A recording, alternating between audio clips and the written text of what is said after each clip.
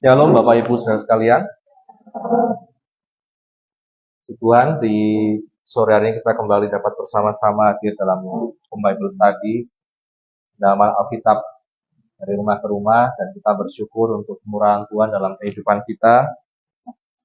Mula pertama kami ucapkan terima kasih kepada Effendi, Pak Ian, yang telah membuka rumahnya untuk kita sekalian, dan Tuhan Yesus memberkati, dan Ayu yang berkati dalam setiap apapun yang dikerjakan.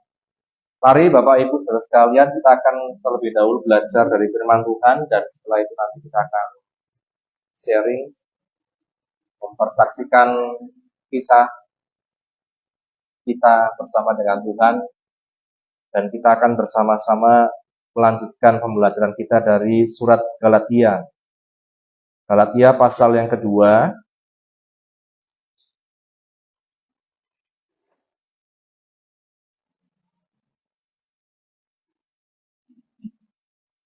Galatia pasal yang kedua, ayat yang ke-7 sampai ayat yang 10.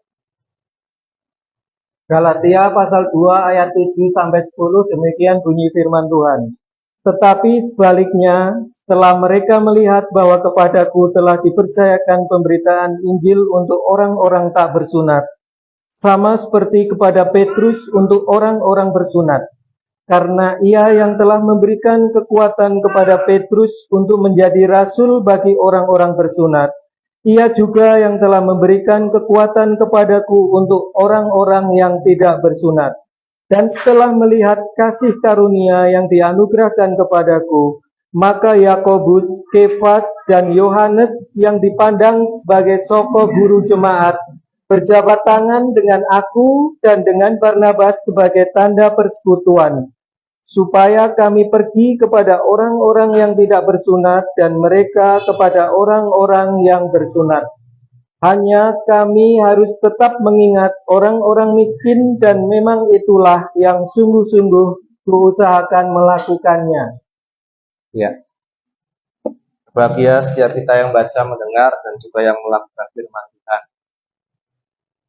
Setelah di waktu lalu kita belajar tentang perbedaan antara pelayanan Paulus dan Petrus, Bapak Ibu Saudara sekalian, di ayat-ayat sebelumnya. Maka di Kamis ini kita belajar di ayat yang ke-10 tadi, dikatakan hanya kami harus tetap mengingat orang miskin, dan memang itulah yang sungguh keusahakan melakukan. Bapak Ibu Saudara sekalian, ini adalah pelayanan yang sedari dulu menjadi warna dari gereja Tuhan, dari tubuh Kristus. Dan dikatakan di sini tetap mengingat orang-orang miskin, dan memang itulah yang sungguh-sungguh usahakan melakukan. Kalau dalam pengertian secara umum Bapak Ibu, orang miskin adalah orang yang tidak mampu memenuhi kebutuhan dasarnya, baik jasmani maupun rohani. Dan kita juga melihat di mungkin pemerintahan dan lain sebagainya ada kriteria ya dari Badan Pusat Statistik tentang kategori bagaimana orang dikatakan miskin.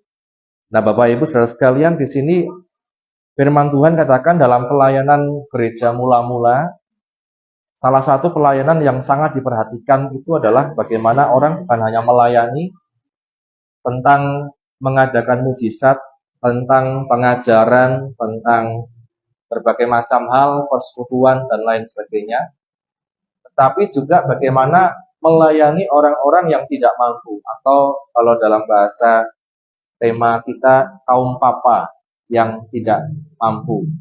Bapak Ibu Saudara sekalian, seringkali gereja mungkin kita bisa melayani Tuhan dengan berbagai macam talenta kita, memuji Tuhan, menyembah Tuhan, jadi worship leader, jadi pendoa, jadi pemain musik, jadi pemain tamborin. jadi pengurus, dan lain sebagainya. Tetapi firman Tuhan katakan dalam jemaat Galatia dan jemaat mula-mula ada satu pelayanan yang harus terus diperhatikan, yaitu pelayanan terhadap orang-orang yang tidak mampu. Ini yang kita melihat bagaimana dalam kehidupan Rasul Paulus pun, ia sangat concern, ya, sangat memperhatikan hal ini. Kalau kita lihat di gereja mula-mula, Bapak Ibu Saudara sekalian, di Kisah Rasul pasal yang kedua, ayat 41 dan seterusnya. Kisah Para Rasul pasal 2 ayat 41 dan seterusnya. Orang-orang yang menerima perkataannya itu memberi diri dibaptis, dan pada hari itu jumlah mereka bertambah kira-kira 3.000 jiwa. Mereka bertekun dalam pengajaran rasul-rasul dan dalam persekutuan, dan mereka selalu berkumpul untuk memecahkan roti dan berdoa. Maka ketakutanlah mereka semua, sedang rasul-rasul itu mengadakan banyak mujizat dan tanda. Dan semua orang yang telah menjadi percaya tetap bersatu, dan segala kepunyaan mereka adalah kepunyaan bersama. Dan selalu ada dari mereka yang menjual harta miliknya, lalu membagi-bagikannya kepada semua orang sesuai dengan keperluan masing-masing. Dengan bertekun dan dengan sehati mereka berkumpul tiap-tiap hari dalam bait Allah. Mereka memecahkan roti di rumah masing-masing secara bergilir, dan makan bersama-sama dengan gembira dan dengan tulus hati sambil memuji Allah. Dan mereka disukai semua orang. Dan tiap-tiap hari Tuhan menambah jumlah mereka dengan orang yang diselamatkan. Ya, salah satu ciri cara hidup jemaat yang pertama, dikatakan mereka tekun dalam pengajaran, mereka tekun dalam persekutuan, mereka selalu memecahkan roti dan berdoa. Ada persekutuan, ada pengajaran, ada doa. Tetapi di sisi lain, Bapak Ibu Saudara sekalian, di jemaat yang pertama, di cara hidup jemaat yang pertama dikatakan, dan semua orang yang telah menjadi percaya tetap bersatu, dan segala kepunyaan mereka adalah kepunyaan bersama. Dan selalu ada dari mereka yang menjual harta miliknya lalu membagi-bagikannya kepada semua orang sesuai dengan keperluan masing-masing. Ini kemudian menjadi ciri juga cara jemaat pertama, Bapak Ibu Saudara sekalian. Dan memang kalau kita bandingkan, kita terapkan di zaman sekarang mungkin sangat berbeda. Kalau di zaman dulu, mereka dikatakan berkumpul bersama-sama, segala kepunyaan mereka adalah kepunyaan bersama. Ada selalu dari antara mereka yang menjual harta miliknya ketika ada yang kekurangan, lalu membagikannya kepada semua orang sesuai dengan keperluan masing-masing. Bagaimana Bapak Ibu Saudara, kalau kita bayangkan dalam kehidupan kita, ada jemaat yang butuh sesuatu, kemudian orang semua dikatakan ada yang menjual barang miliknya, kemudian memberikannya kepada jemaat yang butuhkan. Kalau kita bayangkan di zaman sekarang mungkin sangat sulit, dan orang mungkin tidak akan mau, ya, karena semua merasa saya sudah susah-susah bekerja, kenapa saya harus jual milik saya untuk orang lain. Maka firman Tuhan kita melihat Bapak Ibu Saudara sekalian, di waktu itu kemudian ada lagi cara yang dipakai di Kisah Rasul pasal yang ke-6 misalnya. Kisah Rasul pasal yang ke-6 mulai dari ayat 1 sampai ayat yang ke-7. Kisah Para Rasul pasal 6 ayat 1 sampai 7, demikian bunyi firman Tuhan. 7 orang dipilih untuk melayani orang miskin. Pada masa itu, ketika jumlah murid makin bertambah, timbullah sungut-sungut di antara orang-orang Yahudi yang berbahasa Yunani terhadap orang-orang Ibrani, karena pembagian kepada janda-janda mereka diabaikan dalam pelayanan sehari-hari. Berhubung dengan itu, ke-12 rasul itu memanggil semua murid berkumpul dan berkata, "Kami tidak merasa puas, karena kami melalaikan firman Allah untuk melayani meja. Karena itu, saudara-saudara, pilihlah 7 orang dari antaramu yang terkenal baik dan yang penuh roh dan hikmat, supaya kami mengangkat mereka untuk tugas itu. dan supaya kami sendiri dapat memusatkan pikiran dalam doa dan pelayanan firman. Usul itu diterima baik oleh seluruh jemaat. Lalu mereka memilih Stefanus, seorang yang penuh iman dan Roh Kudus, dan Filipus, Prokorus, Nikanor, Timon, Parmenas, dan Nikolaus, seorang penganut agama Yahudi dari Antioquia. Mereka itu dihadapkan kepada rasul-rasul, lalu rasul-rasul itu pun berdoa dan meletakkan tangan di atas mereka. Firman Allah makin tersebar dan jumlah murid di Yerusalem makin bertambah banyak. Juga sejumlah besar imam menyerahkan diri dan percaya. Ya, amin. Bapak Ibu saudara sekalian, kalau dalam gereja-gereja seringkali untuk melayani Tuhan itu dipilih benar-benar diseleksi dan lain sebagainya. Seringkali kita berpikirnya tentang pelayanan mimbar. Kalau orang mau jadi WL, mau jadi pemain musik, semua harus punya syarat tertentu. Tapi kalau kita melihat di gereja mula-mula Bapak Ibu saudara sekalian, bahkan pelayanan kasih, pelayanan sosial, pelayanan terhadap orang miskin pun itu mereka benar-benar dipilih. Yang dikatakan mereka itu orang yang penuh iman dan Roh Kudus. 7 orang khusus untuk melayani orang-orang miskin, khususnya dikatakan waktu itu ada masalah Bapak Ibu saudara sekalian, dikatakan pembagian kepada janda-janda. Janda-janda ini mengalami kekurangan di masa itu. Kalau sudah janda biasanya karena suaminya sudah tidak ada lagi orang yang bekerja, tidak ada lagi penghasilan, mereka harus memenuhi kebutuhan mereka sendiri, bahkan kadang sampai kekurangan Bapak Ibu saudara sekalian. Maka di masa itu dibuatlah satu kebijakan, harus ada orang-orang yang khusus melayani, di mana persembahan jemaat dikumpulkan kemudian dialokasikan untuk membantu orang-orang yang kekurangan. 7 orang Bapak Ibu saudara sekalian, orang-orang yang penuh iman, orang-orang yang penuh dengan Roh Kudus. Stefanus, Filipus, Prokorus, Nikanor, Timon, Parmenas, Nikolaus. Kalau di ayat-ayat selanjutnya kita melihat salah satu dari mereka yaitu Stefanus sampai harus menjadi martir karena dilempari dengan batu sampai mati. Padahal dia seorang yang kalau dalam tanda kutip hanya di bidang pelayanan kepada orang-orang miskin. Artinya Bapak Ibu saudara sekalian, pelayanan apapun dalam kehidupan kita itu sangat diperhatikan oleh firman Tuhan, oleh Tuhan. Pelayanan apapun, kadang kita pikir yang paling hebat pelayanan itu ya yang di mimbar, yang khotbah, yang WL, yang singer, yang pujian, yang musik, yang tamborin. Kadang pikir kita paling hebat itu. Akhirnya ada orang-orang yang kemudian pelayanan itu seperti karir ya, mengejar. Saya dulu misalnya OHB naik tingkat menjadi musik, naik tingkat menjadi singer, naik tingkat menjadi WL, naik tingkat menjadi pengkhotbah. Bapak Ibu saudara sekalian, kita melihat dalam firman Tuhan, salah satu pelayanan yang paling dibutuhkan sebenarnya adalah pelayanan kasih. Bagaimana orang itu bukan hanya sekedar melayani, tapi dengan penuh Roh Kudus, dengan penuh iman, mereka melayani dalam kasih kepada orang-orang miskin. Bapak Ibu, kalau kita melihat sebenarnya dalam firman Tuhan, sejak perjanjian lama sudah ada mekanisme untuk membantu orang-orang yang kekurangan. Mekanisme cara Tuhan untuk membantu orang-orang yang kekurangan. Misalnya, di Keluaran pasal 23, ayat yang ke-10 sampai ayat yang ke-11.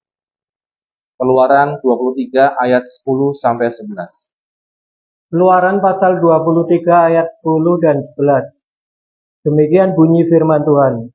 6 tahunlah lamanya engkau menabur di tanahmu dan mengumpulkan hasilnya.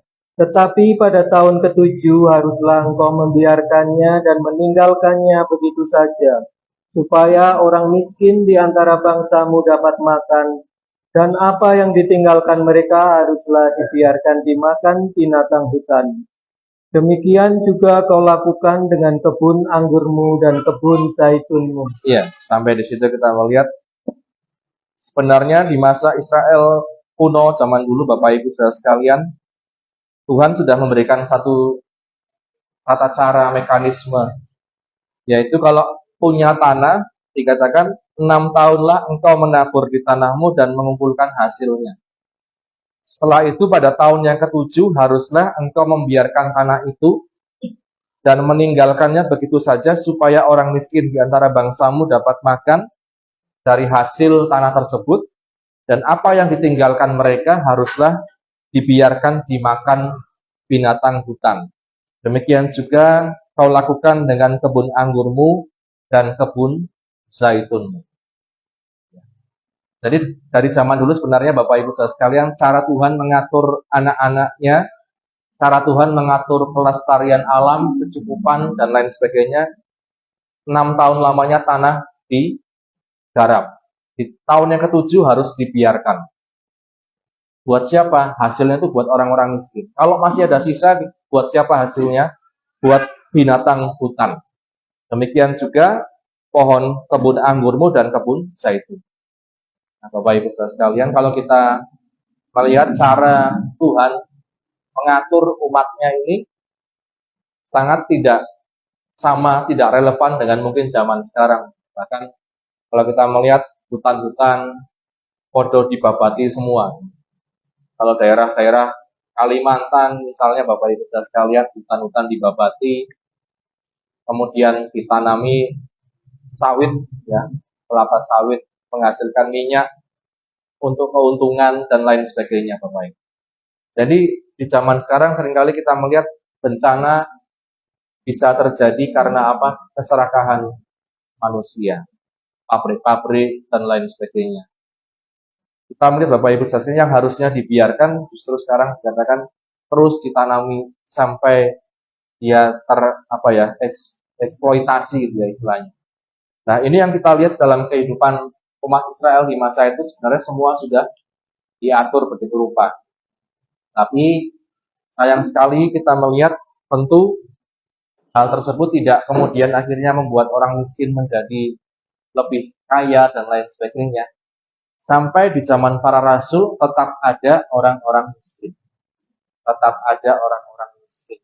Orang-orang yang tidak mampu mencukupi kebutuhannya sendiri. Orang-orang yang kekurangan. Bahkan di gereja Tuhan pun demikian, Bapak Ibu sekalian. Nah, kita pun sebagai gereja perlu menyadari hal ini. Satu contoh Bapak Ibu, kalau kita melihat dalam kitab Rut, di sana kita bisa melihat contoh bagaimana ada ladang yang hasilnya dibiarkan begitu saja untuk ditanami, untuk diambil hasilnya oleh mereka yang kekurangan. Rut pasal yang kedua, Rut pasal 2,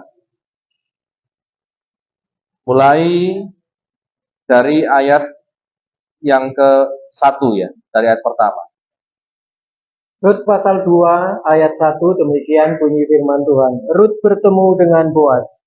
Naomi itu mempunyai seorang sanak dari pihak suaminya, seorang yang kaya raya dari kaum Elimelek, namanya Boaz. Maka Rut, perempuan Moab itu, berkata kepada Naomi, biarkanlah aku pergi ke ladang memungut bulir-bulir jelai di belakang orang yang murah hati kepadaku. Dan sahut Naomi kepadanya, pergilah anakku. Pergilah ia lalu sampai di ladang dan memungut jelai di belakang penyabit-penyabit. Kebetulan ia berada di tanah milik Boaz yang berasal dari kaum Elimelek. Lalu datanglah Boaz dari Bethlehem, ia berkata kepada penyabit-penyabit itu, Tuhan kiranya menyertai kamu. Jawab mereka kepadanya, Tuhan kiranya memberkati Tuhan. Lalu kata Boaz kepada bujangnya yang mengawasi penyabit-penyabit itu, dari manakah perempuan ini? Bujang yang mengawasi penyabit-penyabit itu menjawab, dia adalah seorang perempuan Moab, dia pulang bersama-sama dengan Naomi dari daerah Moab. Tadi ia berkata, izinkanlah kiranya aku memungut dan mengumpulkan jelai dari antara berkas-berkas jelai ini di belakang penyabit-penyabit. Begitulah ia datang dan terus sibuk dari pagi sampai sekarang, dan seketika pun ia tidak berhenti. Ya, sampai di situ kita melihat satu contoh Bapak Ibu. Kalau kita belajar sejarah Naomi dan Ruth, Naomi pergi bersama dengan suami dan kedua anaknya ke tanah Moab dengan kondisi tangan yang penuh, kata firman Tuhan, kondisi yang cukup. Tapi kemudian di Moab, suaminya meninggal, anak-anaknya mati. Akhirnya dia pulang. Siapa yang bersama dengan dia, yaitu Ruth, menantunya. Naomi berkata kepada orang-orang di sekitarnya, dikatakan, dulu aku pergi dengan tangan yang penuh, sekarang aku pulang dengan tangan yang kosong. Rut pasal 1 ayat 21 ya, di sana dikatakan, dengan tangan yang penuh aku pergi, tetapi dengan tangan yang kosong Tuhan memulangkan aku. Mengapakah kamu menyebutkan aku Naomi? Karena Tuhan telah naik saksi menentang aku dan yang Maha Kuasa telah mendatangkan malapetaka kepadaku. Bapak Ibu saudara sekalian, apakah ada seorang yang ketika lahir dia punya mimpi menjadi orang yang miskin, Bapak Ibu? Tidak ada ya. Tidak ada orang yang dari lahir kemudian dia berkata, cita-citamu apa nak? Cita-cita saya menjadi orang yang kekurangan, orang yang miskin. Tidak. Naomi, Bapak Ibu saudara sekalian, dia pergi dengan tangan yang penuh. Orang yang cukup kecukupan. Tapi proses hidup, ya kalau bisa dibilang bagaimana dia mengikuti suaminya ke Moab dan lain sebagainya, membuat dia pulang dengan tangan yang kosong. Bapak Ibu, siapa yang bisa disalahkan akan hal ini? Seringkali kemudian kita menyalahkan si A, si B atas kondisi yang dihadapi sekarang. Tapi tidak ada seorang pun yang sebenarnya mau untuk menjadi orang yang kekurangan. Dan kita melihat Naomi pun demikian, Bapak Ibu. Dia maka dikatakan jatuh miskin. Ada istilah jatuh miskin. Itu orang yang tadinya tidak miskin, tetapi kemudian jatuh miskin, Bapak Ibu. Naomi pun demikian. Dan kita melihat seorang menantu yang setia di sini. Ini calon menantu yang mungkin idam-idaman ya bagi para mertua, idam-idaman bagi para calon mertua juga, Bapak Ibu. Yang bisa menemani waktu cukup maupun waktu kurang. Bisa menemani waktu kaya maupun waktu susah. Ya. Bapak Ibu saudara sekalian, kita melihat di sini Ruth pun demikian. Dia bisa menemani Naomi, bahkan apa dikatakan, Ruth tahu satu hukum di Israel bahwa kalau ada hasil panen yang tercecer, kalau orang mengumpulkan dikatakan jelai gitu ya, bulir-bulir jelai, ya tanaman-tanaman di ladang gitu ya, ada yang kadang tercecer, itu dikatakan tidak boleh diambil kembali oleh pengumpulnya. Harus dibiarkan tercecer. Buat siapa? Buat orang-orang yang tidak mampu, orang-orang miskin. Nah, Ruth tahu hukum ini di Israel, Bapak Ibu saudara sekalian. Maka dikatakan dia ke ladangnya Boas. Dia ke ladangnya Boas memungut bulir-bulir jelai di belakang orang yang murah hati. Dia hanya ngambil sisa-sisa. Bahkan dikatakan sampai siang pun, sampai waktunya makan pun dia tidak berhenti mengambil sisa-sisa. Sangat banyak. Bapak Ibu saudara sekalian, ini Ruth ya, sudah ditinggal suaminya, dia tetap ikut mertuanya di waktu yang miskin pula. Kalau orang ikut orang lain di waktu kaya itu banyak, tapi ini di waktu miskin Ruth tetap mengikuti. Kita kalau potong jalan, Bapak Ibu saudara sekalian, singkat cerita, Ruth kemudian menjadi istri Boas, melahirkan Obed, melahirkan Isai, melahirkan Daud, sampai kepada Yesus. Kita lihat Bapak Ibu saudara sekalian. Dari siapa jalurnya? Jalurnya ternyata dari seorang miskin, Bapak Ibu, Yesus. Seringkali kan sekarang gereja-gereja Tuhan kadang memamerkan Yesus sebagai sumber kekayaan. Ayo ikut Yesus nanti jadi kaya. Ayo ikut Yesus nanti bisa kaya. Nah, Bapak Ibu sekarang kita melihat seringkali kita tidak melihat sejarahnya Yesus itu seperti apa. Yesus saja lahir di kandang domba, di palungan. Maka dikatakan tidak punya tempat untuk meletakkan kepalanya. Sekarang Yesus dipromosikan sebagai sumber kekayaan. Ayo ke Yesus nanti jadi kaya, jadi makmur. Makanya ada yang namanya Injil kemakmuran. Orang yang percaya kemudian kecewa ketika ikut Yesus ternyata tidak makmur, tidak kaya, tidak keberkatan lebih dari yang lain. Karena apa? Yesusnya beda, Bapak Ibu Saudara sekalian. Sama-sama kita dalam mindset kita, wah Yesusnya seperti apa gitu ya. Nah, maka kita belajar juga di Rabu itu keturunan dari Set sampai Nuh, Abraham, Ishak, Yakub, sampai kepada Daud, sampai kepada Yesus. Bapak Ibu Saudara sekalian, artinya apa dalam kehidupan kita pun, kalau kita belajar dari ayat-ayat yang kita baca, jadi orang yang pertama itu kita menyadari bahwa orang miskin itu selalu ada. Dalam firman Tuhan itu dikatakan orang miskin akan selalu ada di antara kamu. Jadi Bapak Ibu kita menyadari hal ini. Jangan kita kemudian menjanjikan bagaimana ikut Yesus itu semua akan menjadi lebih kaya, lebih makmur. Kalau kita melihat salah satu orang yang diterima di pangkuan surga, pangkuan Abraham di surga, siapa Bapak Ibu? Yang namanya Lazarus, seorang pengemis. Si orang kaya malah dia tidak masuk ke sana. Bukan berarti kemudian kita tidak boleh kaya ya Bapak Ibu sekalian. Dari jalur keturunan Yesus juga ada yang kaya. Abraham, Ishak, Yakub itu kaya-kaya semua, super kaya. Tapi di sisi lain jangan sampai kita terikat dengan harta, benda, duniawi, sampai menjadi orang yang semua diambil untuk dirinya sendiri. Kalau kita belajar Alkitab, belajar apa Bapak Ibu? Belajar tidak kemaruk. Belajar tidak kemaruk. 6 tahun ditanami, tahun ke-7 dibiarkan untuk mereka yang kekurangan. Nah Bapak Ibu saudara sekalian, kalau kita hubungkan dengan teologi kita, dengan firman Tuhan, percayakah kita bahwa setiap harta yang Tuhan berikan juga di sana ada bagian orang-orang yang kekurangan. Kita bisa terimakah tentang hal ini? Dari sekian harta yang Tuhan percayakan pada kita, ada juga bagian untuk orang-orang yang berkekurangan. Makanya di gereja ada yang namanya kas sosial. Bapak Ibu mungkin ada yang sudah ikut, ada yang belum. Kas sosial yang berwarna pink dikumpulkan di Ibu Saun ya. Kalian promosi ya. Yang itu untuk kegiatan sosial.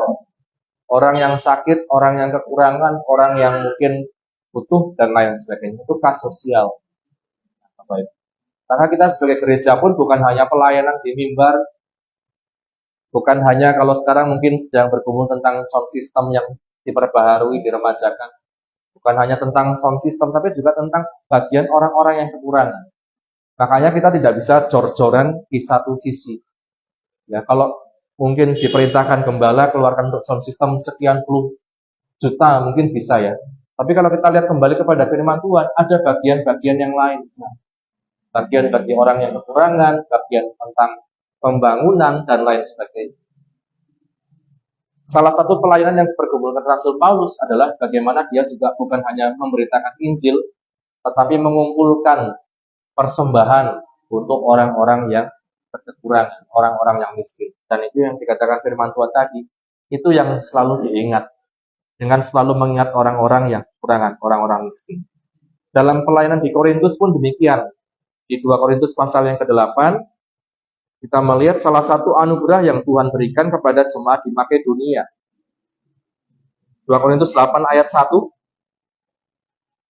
2 Korintus pasal 8 ayat 1. Saudara-saudara, kami hendak memberitahukan kepada kamu tentang kasih karunia yang dianugerahkan kepada jemaat-jemaat di Makedonia.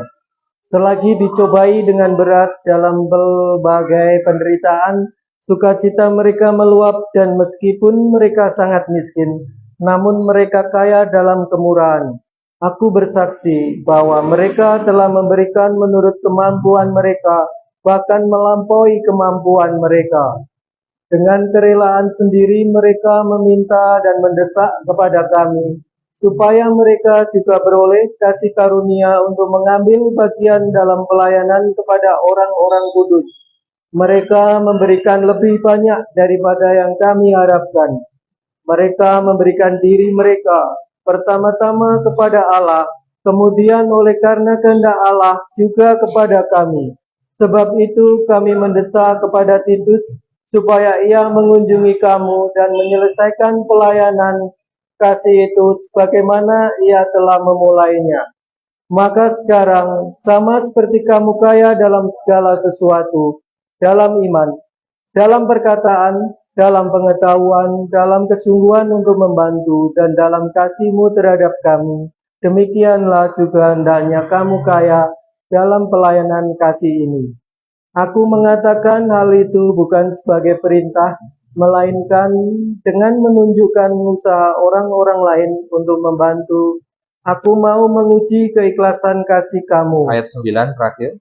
Karena kamu telah mengenal kasih karunia Tuhan kita Yesus Kristus, bahwa Ia yang oleh karena kamu menjadi miskin, sekalipun Ia kaya, supaya kamu menjadi kaya oleh karena kemiskinannya. Demikian bunyi firman Tuhan. Kita lihat salah satu jemaat yang dipuji, dikatakan kasih karunia yang dianugerahkan kepada jemaat-jemaat di Makedonia. Mereka ini dalam kekurangan, bahkan dalam kondisi yang sangat miskin, Bapak Ibu. Artinya bukan hanya miskin, tapi sangat miskin. Tetapi dikatakan selagi dicobai dengan berat dalam berbagai penderitaan, sukacita mereka meluap. Dan meskipun mereka sangat miskin, namun mereka kaya dalam kemurahan. Siapakah orang kaya? Dikatakan firman Tuhan, dikatakan ternyata bukan orang yang banyak hartanya, banyak relasinya. Firman Tuhan katakan kaya itu kaya karena murah hati, Bapak Ibu. Orang kaya itu adalah orang yang bisa murah hati. Tidak semua diambil sendiri untuk dirinya sendiri. Tidak semua dianggap sebagai miliknya sendiri. Dia tahu dalam segala yang dipercayakan Tuhan dalam hidupnya ada bagian-bagian lain. Dan firman Tuhan katakan mereka memberi lebih banyak daripada yang kami harapkan. Bapak Ibu. Sering terjadi juga Bapak Ibu sekalian. Dalam kita mungkin berkarya, bekerja dalam kepanitiaan misalnya ya, seringkali terjadi hal-hal seperti ini. Bagaimana kita dalam pikiran kita orang itu kekurangan, tidak mampu, tetapi justru memberikan lebih banyak dari yang kita harapkan, dari apa yang kita pikirkan.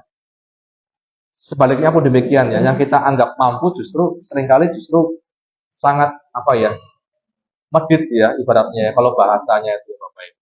Tetapi orang yang kekurangan justru sangat murah hati. Siapa yang bisa menganugerahkan kemurahan ini dalam hidup kita? Firman Tuhan katakan itulah Tuhan Yesus. Dikatakan tadi, karena kamu telah mengenal kasih karunia Tuhan kita Yesus Kristus. Ini kuncinya Bapak Ibu sekalian. Kalau kita sudah kenal kasih karunia Tuhan kita Yesus Kristus, akan ada kemurahan hati di sana. Murah hati untuk apa? Berbagi. Tidak kemaruk, ya. Tidak kemaruk, tidak semua dianggap punya sendiri. Kemudian apa? Murah hati juga berbicara tentang apa? Murah hati untuk mengampuni kesalahan orang lain. Siapakah orang yang kaya? Orang yang murah hati. Orang yang legowo. Orang yang bisa mengampuni kesalahan orang lain, dosa orang lain.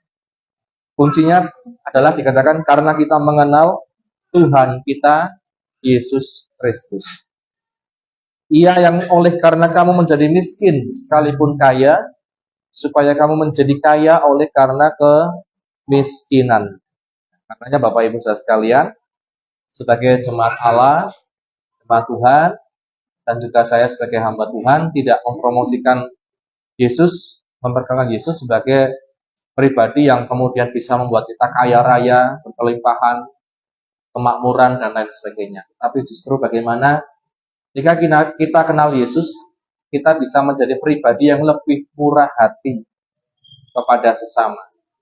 Tidak kita semua dianggap sebagai punya kita sendiri. Firman Tuhan katakan, siapa yang tidak bisa melepaskan diri dari segala miliknya, tidak bisa mengikut Yesus, Bapak. Demikian juga seorang istri Lot, Bapak Ibu. Kenapa dia jadi tiang garang? Karena dia terikat dengan harta duniawi. Tapi ketika kita mengenal Yesus, Mari kita belajar menjadi pribadi yang lebih murah hati. Bahwa semua yang Tuhan percayakan pada kita, kebaikan, harta benda, apapun, ya semua dikatakan untuk kemuliaan nama Tuhan. Kalau memang ada bagian orang-orang yang berkekurangan, kita pun tidak keberatan untuk memberikan. Ini yang menjadi firman Tuhan yang saya sharekan pada sore hari ini, bahwa dalam pelayanan kita, pribadi maupun gereja Tuhan, jangan pernah melupakan untuk melayani mereka yang berkekurangan di dalam Tuhan.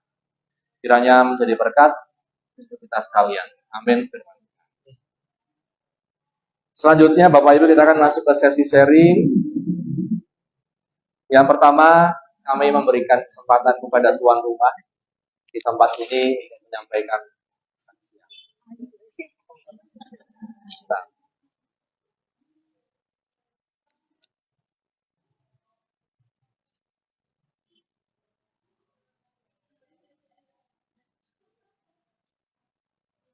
sepatah dua patah kata.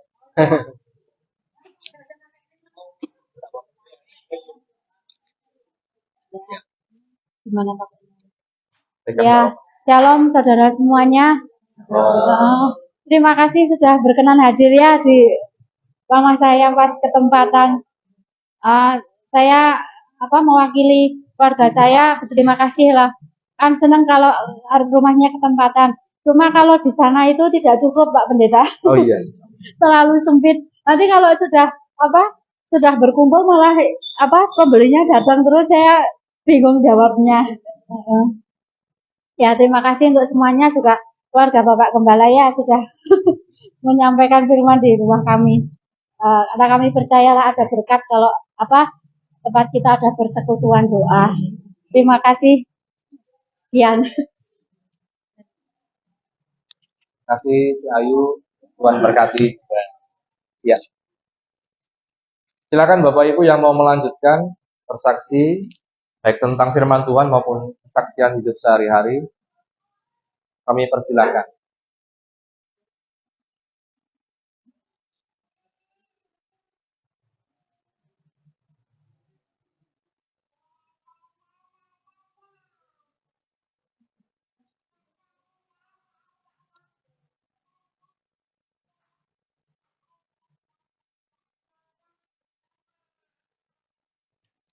Ada?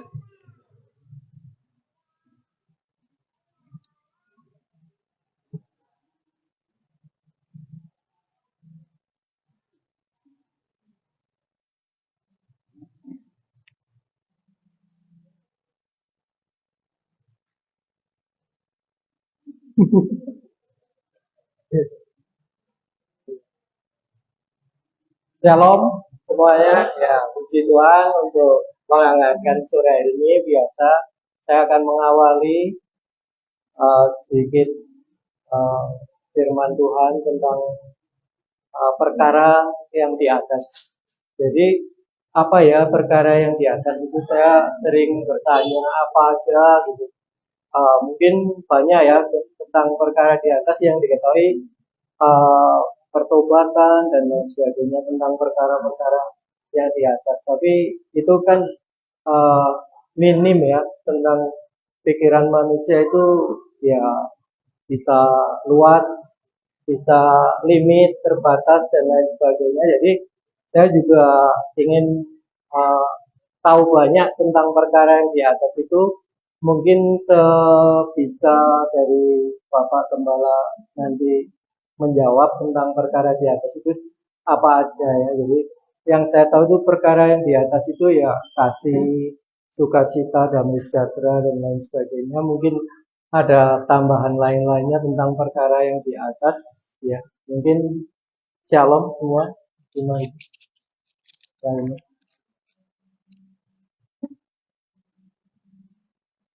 Ada lagi Bapak Ibu sebelum kita menjawab pertanyaan dari Pak Iwan?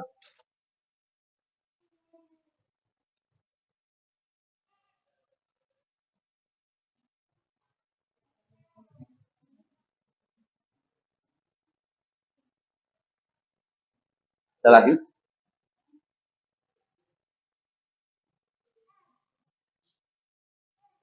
sambil kita menunggu, kalau dalam Kolose pasal 3 ayat yang kedua dan seterusnya dikatakan, pikirkanlah perkara yang di atas, bukan yang di bumi. Sebab kamu telah mati dan hidupmu tersembunyi dengan Kristus di dalam Allah. Kemudian di bawah-bawahnya kita melihat Paulus berbicara tentang manusia baru.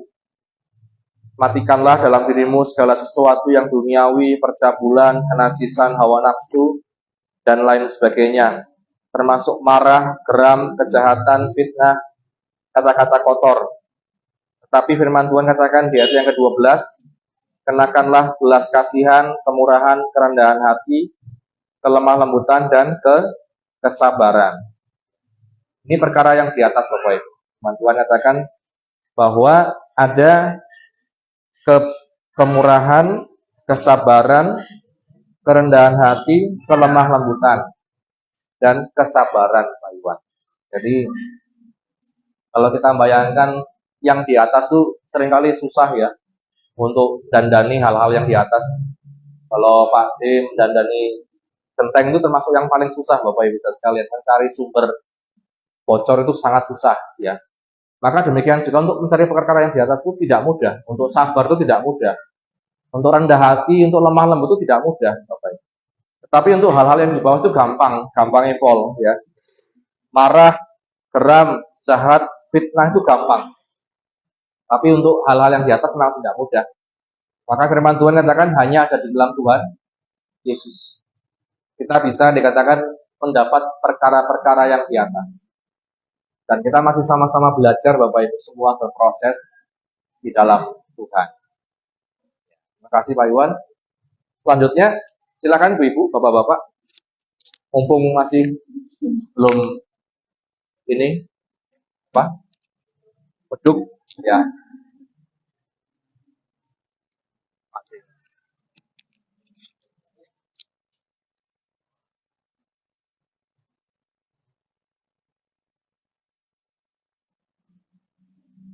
Nggak tahu ini.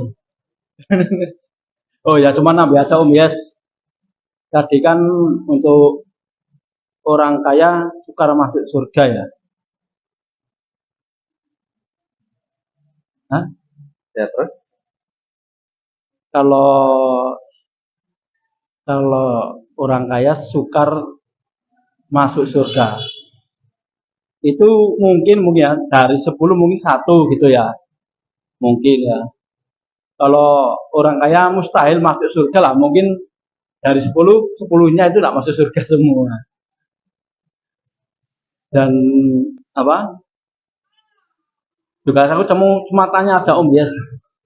Ini loh, kan banyak sekali itu orang Kristen kan tahu tapi kadang bingung. Apa itu takut sama Tuhan, orang berkenan sama Tuhan, orang hidup di dalam Tuhan. Itu kan kadang orang Kristen sok bingung. Takutnya takut lihat hantu atau takut bagaimana kan? Banyak banget Om Yes. Mungkin saja Om Yes. Ya. Terima kasih Pak D. Sebenarnya Pak D tahu jawabannya ini ya. Buat menghangatkan suasana ya. Nyambung semua ya Bapak Ibu, takut akan Tuhan, berkenan akan Tuhan, berada dalam Tuhan itu nyambung semua. Jadi tidak bisa dipisahkan. Kalau secara sederhana takut akan Tuhan adalah kalau dalam Amsal atau Mazmur itu menjauhi kejahatan. Secara sederhana takut akan Tuhan itu menjauhi kejahatan. Apa yang firman Tuhan larang ya jangan dilakukan. Kita belajar takut akan Tuhan. Tapi kita melihatnya secara utuh ya, takut itu di satu ayat juga firman Tuhan katakan Allah adalah api yang menghanguskan, itu kan menakutkan juga. Di sisi lain Allah itulah yang menyelamatkan. Artinya mereka yang tidak berada dalam Tuhan Yesus, mereka dikatakan tidak selamat, tidak mendapatkan satu keselamatan yang tidak berada di dalam Yesus. Nah Bapak Ibu saudara sekalian, kita pun belajar untuk takut akan Tuhan dalam arti kita menghargai kasih karunia Allah di dalam hidup kita. Bukan sekedar kita takut karena takut dihukum, tetapi karena kita sudah diberikan kebaikan, keselamatan, kasih karunia oleh Allah, maka kita belajar untuk hidup menghargai kasih karunia Allah di dalam hidup kita, bukan karena takut dihukum. Ya Bapak Ibu sekalian, contoh sederhana saja lah ya, contoh sederhana Bapak Ibu. Misalnya saya kalau melatih musik ya, misalnya para remaja Bapak Ibu sekalian, saya memberikan ilmu musik, memberikan waktu, memberikan perhatian kepada para remaja untuk latihan musik. Maka mereka belajar juga bagaimana ketika dipercaya untuk melayani, mereka melayani dengan sungguh-sungguh. Bukan karena takut sama saya, takut dihukum. Karena saya sangat jarang menghukum orang, ya Bapak. Nah, tetapi karena menghargai apa yang sudah diberikan, menghargai ilmunya, Bapak. Maka mereka melayani dengan sungguh-sungguh, tidak sembarangan, tidak sampai naik dewe dan lain sebagainya. Karena mereka belajar menghargai. Beda dengan kalau saya tidak sungguh-sungguh saya hukum, kan? Kena pasal, kena denda, itu beda lagi Bapak Ibu. Tetapi takutnya karena menghargai apa yang sudah diberikan. Bukan karena takut dihukum. Maka Bapak Ibu sekalian yang sudah kita pelajari takut akan Tuhan. Berkenan akan Tuhan, melakukan apa yang Tuhan suka Bapak Ibu. Kalau tadi kan menjauhi kejahatan, sekarang berkenan itu melakukan apa yang Tuhan suka. Kita beribadah ya Tuhan suka. Kita melakukan kebaikan ya Tuhan suka. Kita berkorban ya Tuhan suka. Bahkan di dalam satu surat Rasul Paulus katakan, atau siapa itu ya katakannya, pelayanan yang sejati adalah mengunjungi anak-anak yatim dan janda-janda dalam kesusahan mereka. Pelayanan yang sejati Bapak. Bukan yang di mimbar, bukan yang kelihatan sama orang, tetapi justru yang tidak terlihat sama orang. Melayani fakir-fakir, melayani kaum-kaum yang kekurangan dan lain sebagainya. Itu yang sejati. Itu yang Tuhan suka. Dan kemudian di dalam Tuhan, kita belajar dalam Tuhan artinya kita beriman di dalam Yesus, berada dalam satu kasih karunia Allah, Bapak Ibu. Di sana ada kasih, ada sukacita, ada damai dan lain sebagainya. Itu Bapak Ibu. Jadi semuanya saling menyambung, saling berhubungan dan tidak bisa dipisah-pisahkan. Takut akan Tuhan, berkenan akan Tuhan, berada di dalam Tuhan atau di dalam Kristus. Mungkin kira-kira begitu Pak D. Semoga mencerahkan. Monggo Bapak Ibu sekalian lagi ada, masih ada waktu sebelum beduk.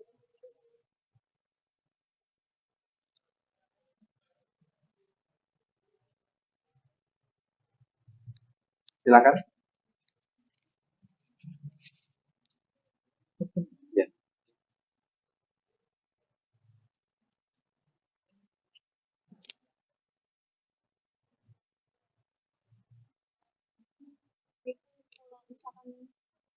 Berbohong demi kebaikan itu boleh nggak ya?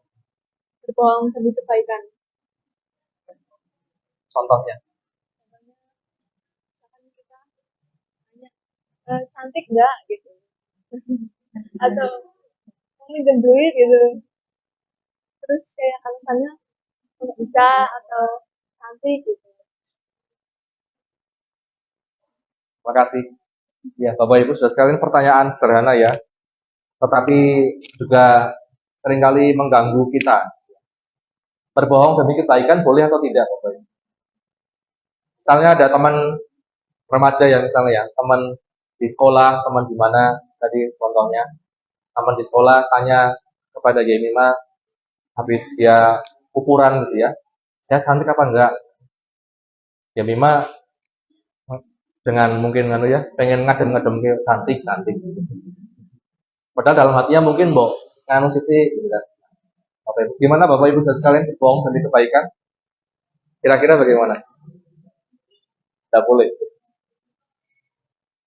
Lebih baik jujur ya, lebih baik jujur. Tetapi di sisi lain ada juga tentang cara penyampaian. Cara penyampaian itu yang seringkali membuat orang tidak terima itu cara penyampaian. Bagaimana kita menyampaikan dengan baik, dengan jujur, tetapi dengan cara yang bisa diterima itu yang tidak mudah dalam hidup ini. Saya ingin mungkin menegur Bang Iwan tentang cara ngomongnya, gitu ya. Tentu cara penyampaiannya harus baik. Cara penyampaiannya baik, misalnya empat mata, jangan di depan umum, nah, dengan kata-kata yang baik tentang cara penyampaian. Kalau bicara tentang bohong, juga bicara tentang etika, Bapak Ibu sekalian. Etika yang sederhana. Ya. Ada istilah gini ya, ngono ya ngono tapi ojo ngono. Ngono ya ngono tapi ojo ngono. Itu kan dalam sebenarnya maknanya Bapak Ibu sekalian. Tapi seringkali kita juga terapkan dalam hidup kita. Apakah ngono ya ngono tapi ojo ngono itu juga termasuk sesuatu yang baik ya dalam hidup kita kalau diterapkan. Baik. Maka ini tentang etika. Kalau tentang bohongnya, sebaiknya kita jujur, lebih jujur. Tetapi tentang cara menyampaikannya itu yang perlu dipikirkan. Itu yang perlu dipikirkan. Karena seringkali orang bisa salah paham hanya karena cara penyampaian kita tidak tepat. Ibu-ibu, cewek-cewek misalnya, Bapak Ibu sekalian, misalnya sangat sensitif misalnya ya, kalau ditanya tentang berat badan misalnya. Seringkali kita mau menyampaikan, kok sekarang tambah, gitu kan ya. Sekarang tambah, apa misalnya ya, tambah gemuk ya, misalnya itu kadang bisa langsung orang tersinggung seminggu, 2 minggu, Bapak Ibu sekalian. Tapi kalau cara penyampaiannya baik, Bapak Ibu, kita orang bisa menerima. Kok segeran ya sekarang ya, itu kan ya. Kok tambah seger dan lain sebagainya. Nah, itu orang bisa terima. Sisi lain, Bapak Ibu sekalian, kalau tentang bohong, jangan sampai bohong itu untuk merugikan orang lain. Nah, itu lebih buruk lagi. Berbohong untuk merugikan orang lain, untuk membahayakan orang lain. Jadi, kembali ke pertanyaan etis tadi, apakah berbohong itu untuk kebaikan dapat dibenarkan? Kalau secara teologis ya tentu tidak. Tentu kita bicara kemudian tentang cara menyampaikan.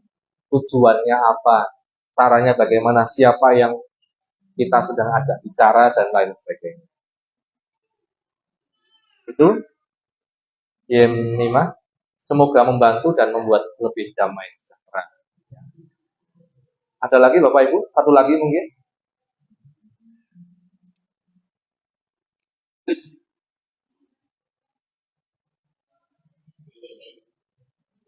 Ibu-ibu yang di depan ada?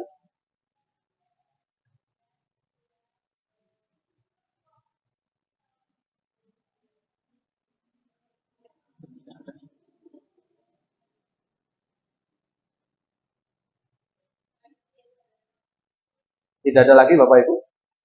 Cukup? Ya.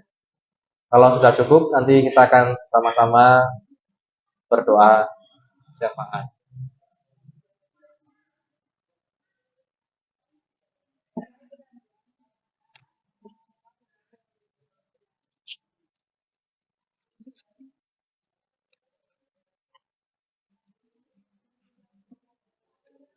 Mari kita berdoa. Bapa kami yang berkata kembali dalam kerajaan surga, kami mengucapkan syukur dan terima kasih atas kebaikan kepada kami melalui firman-Nya. Firman mengajarkan kami seperti kami mengasihi diri sendiri ya Tuhan. Terima kasih ya Tuhan. Begitu berharganya kami di hadapan-Mu. Sehingga Engkau selalu memperhatikan kami dari waktu ke waktu, setiap saat. Selalu memperhatikan kami, perhatikan anak-anak-Mu yang Tuhan berjemaat di PPKH. Melalui firman-Mu Engkau selalu membimbing kami. Melalui firman-Mu Engkau selalu menuntun kami agar kami mengerti apa yang menjadi kehendak-Mu. Ya Bapa, memang berat bagi kami untuk melakukannya. Namun Bapa, Kami mau selalu akan berjuang, Bapa. Walaupun tidak mudah bagi kami untuk melakukannya. Namun Tuhan, kami yakin Roh Kudus-Mu akan membantu kami, akan menolong kami, sehingga kami mampu melakukannya dengan kekuatan Roh Kudus-Mu. Terima kasih Bapa, terima kasih. Dan kami akan menaikkan doa syafaat kami di hadapan-Mu ya Bapa. Bapa, kami berdoa buat pekerjaan Tuhan yang di GBGH. Bapa, Engkau akan memberkati Ibu Penasehat, Bapak Gembala, Ibu Gembala. Bapa, Engkau akan memberikan lebih lagi hikmat dalam setiap penyampaian firman-Mu. Apa yang masih terselubung Engkau akan bukakan sehingga seluruh sidang jemaat-Mu terberkati, Bapa. Kami semua sangat membutuhkan bimbingan-bimbingannya, karena kami masih sangat jauh dari apa yang Engkau kehendaki, Bapa. Berikan kesehatan buat Ibu Penasehat, Bapa. Oh juga Bapak Elman dan keluarga, Bapa, kiranya Engkau tolong, Engkau memberkati dalam pelayanannya ya Bapa. Terima kasih Bapak, terima kasih seluruh sidang jemaat-Mu yang menderita sakit. Kami tidak tahu dan tidak bisa menyebutkan satu persatu Bapa. Namun Engkau Allah yang Maha Tahu, Engkau akan menilik mereka, menyembuhkan mereka, dan akan meringankan beban mereka ya Bapa. Terima kasih Bapa, terima kasih. Juga kami berdoa buat anak-anak-Mu yang dalam studinya, yang berada di luar kota Bapa, yang masih remaja. Bapa, kiranya Engkau melindungi, menjagai mereka dari pergaulan-pergaulan yang tidak berkenan kepadamu Bapa. Bapa, jauhkanlah mereka dari sesuatu yang membuat mereka jatuh ke dalam dosa. Bapa, kami dari jauh orang tua tidak bisa melindungi, menjagai mereka. Namun Engkau Allah yang Maha Tinggi, Allah yang Maha Kuat, yang menjangkau mereka satu persatu Bapa, sehingga anak kami yang jauh terlindungi oleh tangan-Mu yang kuat. Terima kasih Bapa, terima kasih. Jika kami menyerahkan pemerintahan dari tingkat pusat sampai ke RT RW, Bapa, kiranya Engkau memberikan hikmat kepada mereka yang berdiri di depan, kiranya Engkau memberikan mereka rasa takut pada Tuhan. Terima kasih Bapa, terima kasih. Engkau memberkati seluruh jemaat yang saat ini hadir Bapa. Juga Engkau memberkati kepada Ibu Effendi yang sudah menyediakan tempat pada saat ini Bapa. Kiranya Engkau memberkati lebih lagi ya Bapa, anak-anak Ibu Effendi juga. Kiranya Engkau juga akan memberkati. Terima kasih Bapa, terima kasih. Kami akan beralaskan doa kiri ibadah KPS pada saat sore hari ini. Di dalam nama Tuhan. Tuhan memberkati engkau dan melindungi engkau. Tuhan menyertai engkau dengan wajahnya dan memberi engkau kasih karunia. Tuhan menghadapkan wajahnya kepadamu dan memberi engkau damai sejahtera. Doa ini kami berikan di dalam nama Tuhan Yesus Kristus. Amin.